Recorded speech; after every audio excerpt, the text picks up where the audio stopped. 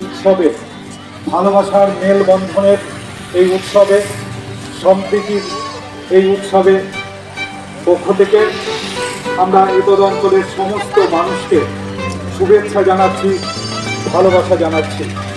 আগামী দিনগুলো প্রতিটি মানুষের ভালো কাটুক, আগামী দিন প্রতিটি মানুষের শুভ হোক, অধিকার আসনের মধ্য দিয়ে আমরা এই আহ্বান জানাচ্ছি। বন্ধুগণ, উৎসবের এই বিশেষ দিনে ভিতর অঞ্চলের সমস্ত শুভানুধ্যায়ী মানুষকে আমরা শুভেচ্ছা জানাচ্ছি, ভালোবাসা জানাচ্ছি। আজকে তো রঙের উৎসব, শুধু ছোট বাচ্চাগুলো নয়, বড় থেকে কচিকাঁচা সকলেরই মনে রং লেগেছে।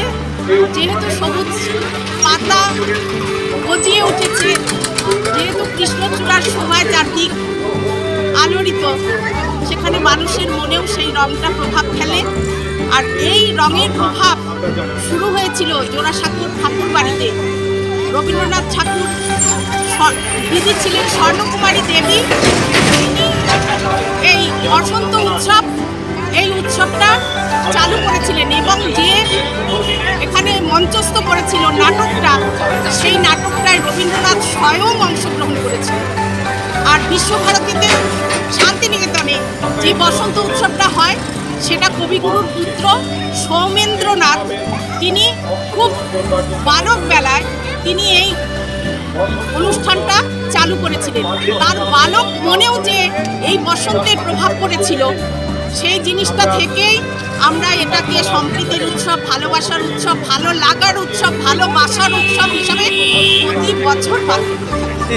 আজকে যে এত সুন্দর একটা অনুষ্ঠান, কি উদ্দেশ্যে? আমি হচ্ছে একজন অঙ্কন শিল্পী। তো আমার একটা প্রতিষ্ঠান রয়েছে মৌলির পাঠশালা। তো সেখানে যে বাচ্চা কাচ্চারা রয়েছে, এখনকার দিনের বাচ্চা কাচ্চারা তো সেভাবে আমরা যেভাবে ছোটোবেলা থেকে রং খেলেছি, বাদুড়ের রং ছেড়ে দিলাম, এমনি যেভাবে রং খেলে বড় হয়েছি, এখনকার বাচ্চারা তো সেই এনভায়রনমেন্টটা পায় না। তো আমার যারা বাচ্চা রয়েছে, তো সবাইকে নিয়ে আমি একটা ফার্স্ট টাইম একটা প্রতিষ্ঠা করলাম, যেখানে আর কি সবাই বাচ্চা এবং বাচ্চার গার্জেনকে নিয়ে আমি একটা রং খেলার আয়োজন করেছি। মানে যেখানে প্রথমে প্রভাতফেরির মধ্যে দিয়ে আমরা আর কি শুরু করলাম, এবং পরে বেলার দিকে এখানে অনুষ্ঠান আছে। বাচ্চারা যে যেরকম পারবে অনুষ্ঠান, মানে অনেকে তো অনেক কিছুর সাথে যুক্ত, যেরকম কেউ হয়তো গান গাইবে, নাচ করবে, সেটার অনুষ্ঠানও আছে।